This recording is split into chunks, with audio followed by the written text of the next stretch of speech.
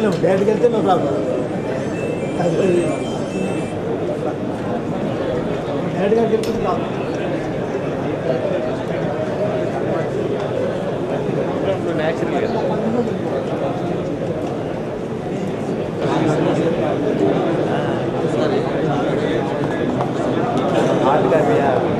ఫిబ్రవరి నెలలో రాలేదా?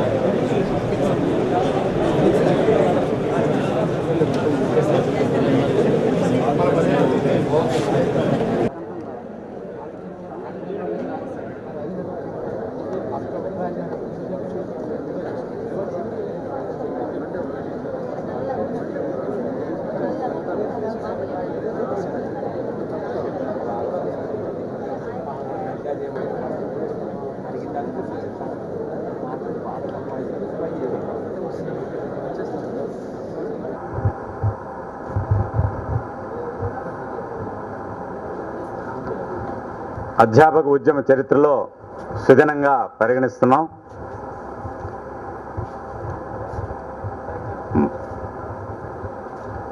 మనకు ముఖ్య అతిథిగా పాల్గొనమని అభ్యర్థించాం మనం డిప్యూటీ సీఎం గారిని. వారు అంగీకరించడం మనం చాలా అదృష్టవంతులం. వారు అంగీకరించారు. వారిని వేదిక మీదకి సాదరంగా ఆహ్వానిస్తే ఎప్పుడు వెళ్ళినా చాలా ఆనందంగా ఏదో ఒక సమస్య వారి దగ్గర తీసుకెళ్ళినప్పుడు వెంటనే వాటిని పరిష్కారం చేసేటటువంటి పరిస్థితి మన అభినందించవలసిందిగా డాక్టర్ మధు మన అసోసియేట్ ప్రెసిడెంట్ గారు వచ్చి పుష్పగుచ్చం. అదేవిధంగా మన కమిషనర్లతో వారు మంచి కార్యక్రమాల్ని వారు చేశారు. చక్కని ట్రైనింగ్స్ ఇప్పించారు. ఇన్ఫ్రాస్ట్రక్చర్ డెవలప్మెంట్ కోసం ఎంతో కృషి డాక్టర్ మాధవీలత గారు లేడీస్ సెక్రటరీ వారు వచ్చి పుష్పగుచ్చంతో అభినందించవలసిందిగా ప్రార్థిస్తారు.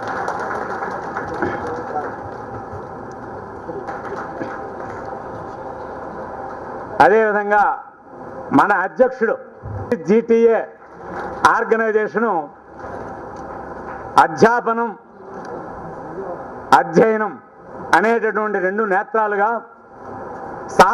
విద్యకు సంబంధించినటువంటి ఈ సెమినార్ని ఏర్పాటు చేయడం అనేటటువంటిది జరిగింది. కాబట్టి తయారు చేసినటువంటిది గతంలో భర్తృహరి చెప్పినటువంటి శ్లోకం నాకు గుర్తుకొస్తుంది. కేయూరాణి నభూషయంతి పురుషం హారాన చంద్రోజ్వల న స్నానం న విలేపనం వాగ్భూషణం భూషణం. అంటే వాక్ అంటే విద్య. ఆ నా నవరత్నాలు ఉండొచ్చు, అవన్నీ కూడా ముఖ్యమైనటువంటి కావు. అటువంటి ఆ ఉత్తమ పౌరులుగా తయారు చేయడం నిమగ్నమైనటువంటి మా వక్రతుండదా శ్రీగణనాథం భజరే శ్రీగణనాథం భజరే చిత్తపరాశక్తియుతం శ్రీగణనాథం భజరే అఖిలలోకపూజితం యోగిశాలి భావితం భోగిశాలి సేవితం రాగద్వేషాదిరహిత రమణీయ హృదయముదితం శ్రీ గురుగుహ సమ్ముదితం చిన్మూల కమల స్థితం శ్రీగణ. Lighting of lamp by the chief guest.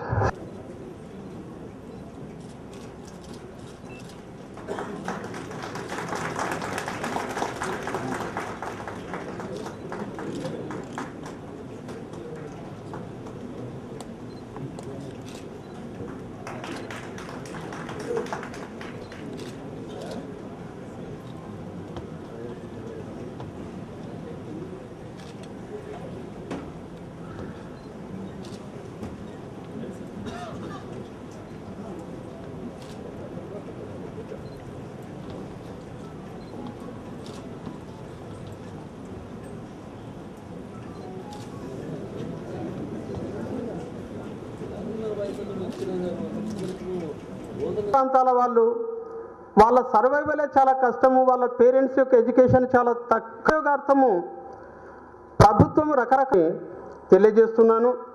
మరి వాటికి సంబంధించి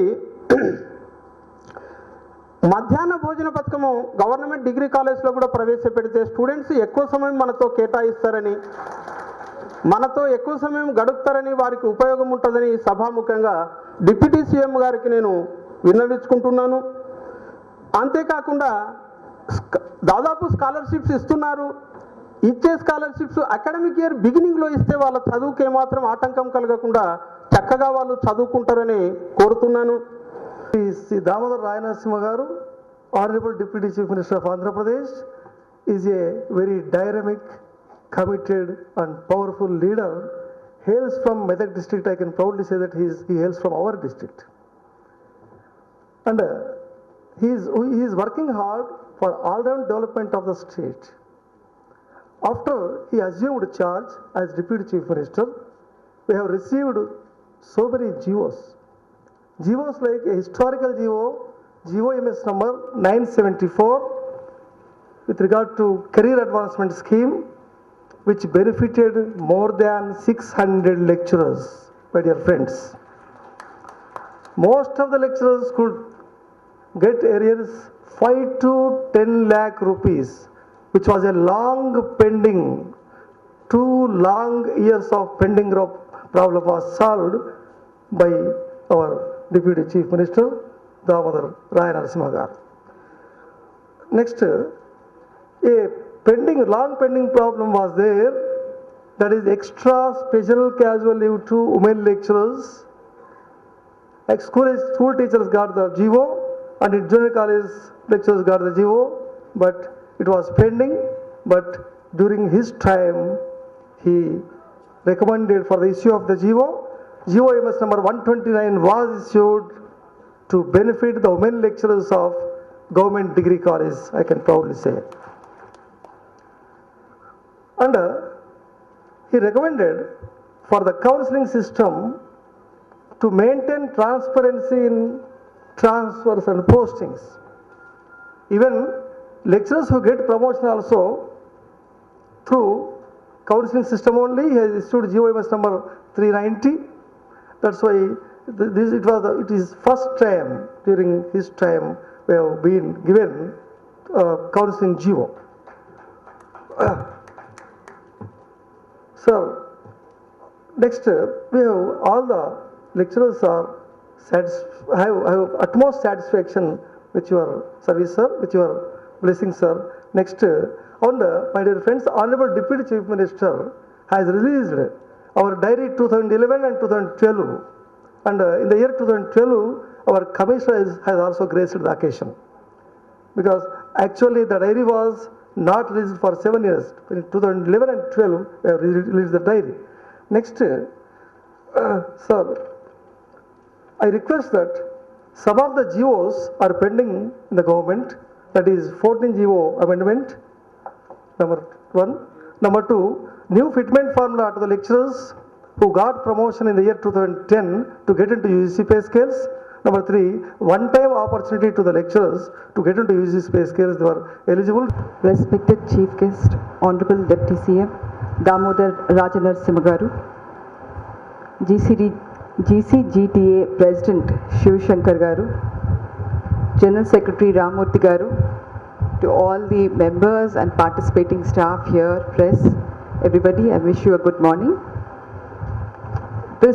I first of all would like to commend the GCGTA for organizing a seminar on inclusive growth at the beginning of the academic year, because I think this would refocus the attention of our lecturers on bringing inclusive growth in our colleges. Inclusive growth, as many people would define it, would mean broad-based growth, emphasis towards pro-poor growth, shared growth, or as the word itself denotes, a growth wherein we do not leave out any section of society. Now, why is it that today we are talking about inclusive growth? Is it because 1% of our total population, the top total population, owns about 15.9% of the total wealth of this country? Or is it because top 5% earn 38.3% or top 10% own about 50%? that would mean that the rest 90% of the population really don't have much left to own. We have 90% of people who have to now scramble for that, just the other 47%. Now, our 11th plan also has started speaking about inclusive growth. We have statistics which show that there is growth in India. We are projecting about 8 to 9% growth in our yearly budgets, but the growth has been skewed. So we have people where we have a ratio of 927 female population to every 1,000 male population. We have states which are doing very well like Kerala, Punjab and others, and we also have the Bimaru states or Bihar and Uttar Pradesh and other states which are doing badly. We have, again, to speak from our own experience, we have the top cream of Andhra Pradesh Telugu speaking people in all over the world. Any part of the world you go, you will find our people there. You will find people. There was this talk that every 10th person in USA is an Indian, and every 10th Indian is from Andhra Pradesh. That is the kind of progress we have achieved. Progress not only in terms of wealth, but also in terms of, even if you look at the national sector and you see the kind of sports people from Andhra Pradesh, whether it is Koneru Hampi or Sania Mirza, Saina Nehwal, you talk about it, or Malleshwari, everybody is from Andhra. I mean, we have lot of feathers in our cap. Wherever we go, people look at us with respect. It's because we are from Andhra Pradesh. But we also know that when it comes to inclusive growth, when we look at the human development indicators, in Andhra Pradesh, we are not on par with the other states. We are not doing as well as Kerala is doing. Our literacy is not so good. Our employment potential, though it has gone up a lot, is still not enough to absorb all our students. This should set us thinking as to where and why we are failing. What is it that we have and what is it that we don't have? Yes, a lot of lecturers when I joined this department told me, ma'am, the cream goes away to all the degree, to the medical and the engineering departments. They all become engineers, they all prefer to go there.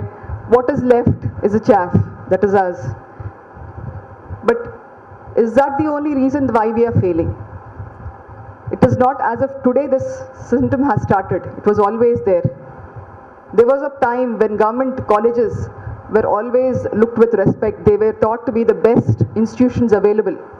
Today, even today, we have institutions like GDC Rajahmundry, which I just visited, Kakinada, which have institutions which are older than our own independence. They were there from ages and they have such lovely infrastructure. Then why is it that these colleges are not able to really give the kind of result which other private colleges are giving? Many of you all know how colleges look, private colleges. They don't have our kind of playgrounds, they don't have the kind of salaries we give to staff. But still, they drive their children and we are not able to drive our children. Why? These are things I think you should look at. For us in college education, this year we are trying to be a little more inclusive. We are looking at slow learners, we are looking at visually challenged people. We had conducted a conference on workshop basically on visually challenged people. We said, what is it that the visually challenged people in our colleges would need from us? What is it that they can do themselves to help each other? And we found that very good lecturers were there who were visually challenged, who enthused those students and said, see, we were all students in the same government colleges long back ago, 20, 30 years back, when there were hardly any facilities. We were able to do it. Now you have much better facilities, much better understanding, and you should be able to do much better. We are also talking about slow learners. We are talking about lecturers adopting a few students and seeing that whatever their problems are, whether in terms of academics or in terms of personal problems or in terms of career-wise orientation, that should also be taken up. It is already being done in the autonomous colleges. I would request all the other colleges to do so also. This is a very good practice which is followed in other foreign universities, and this would help the student relate himself to the college, and the student would bond with the college better, and bonding with the college is important to ensure better attendance. The other issues where we are looking at inclusive growth in our colleges are to look also to develop skill development. Our Honorable Minister Garu was Deputy Chief Minister Garu was insisting that we should also impart some skill to these colleges. Now all your colleges are more or less located either in the district headquarters or in the mandal headquarters or well developed areas. Even in those areas where there are no industrialization available, there are still agricultural factors available. I would entrust the job of looking at these employment opportunities around you all. Try to build some kind of field visits to these students around these areas. Try to make them do projects. I can give you very small examples. There was one lecturer from Bengapet College who said that she's a statistics lecturer. So she asks the students to do a project on the number of medals each country was doing and how, how each, what are the different statistics available in the Olympic Games. You just need to relate to the kind of events happening and then make them relate like that. Even in the in Krishna district, the Krishna University, they have entered into an agreement with one of the industries there, where there was industries skilled personnel come to our college and teach the students, so that at the end of the degree they earn and they're also able to get absorbed into that university. Many of you all can have tie-ups with the industrial institutes around you all. You all can look for that kind of tie-up where those industries would guide your students into those areas where they can get employed immediately after their degree. If that is not possible, at least an orientation of the students towards the various industrial issues or the agricultural issues, even whether just agricultural areas going on, you could ask the students to do a project on what are the kinds of agricultural produce which is being produced there, what are the problems of the farmers, marketability issues, any number of issues. Your imagination is required to make the education more innovative and critical. So the main important inputs which we wanted that students should have is critical thinking, analytical skills, and English speaking skills.